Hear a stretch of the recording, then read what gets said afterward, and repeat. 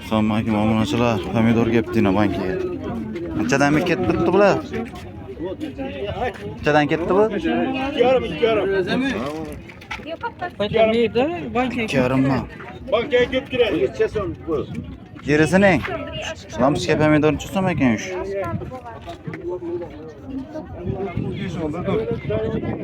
Qanchadan bu turibsizda pomidorlarimiz? Pomidorlar 3 ming so'm. Ha, o ne lamsika? 3,5 dolar. Lamsika pomidor 3,5. Necha bunda? Bular 3 mingni kattalar. Tomatliqlar. 230 ming so'm oldi. Mutlaqayna qovun tarvuz bozor. Ay, havardan. Qanchadan bo'ldi bu tarvuzlar? Neredeki bu? 200 qo'ng'iroq. Lüks Kongrad. İkinci sort mu, üçüncü mü? İkinci terim. İkinci mi? Terim.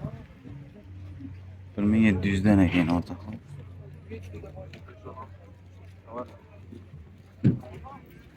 Necha bo'ldi bu bo'rikellar? Donasi 5 ming. Arqalarining Kilosi 5 ming. kilosi 5 ming. Neredeki bu? Beraboyni. Eraboy mu? Kilosi 5 ming so'mdan ekan bo'rikellar. Bularning donasi 5 mingdan.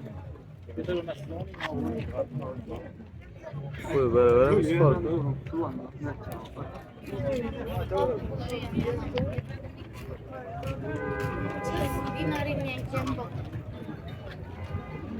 Nechadan bo'ldi bu tarvuz kilosi?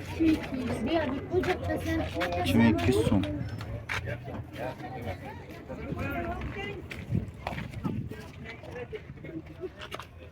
Qovun chiqmi ekan va? Qammash. Vallahi 4 ming so'm zaga. Kelishgan yeri bor.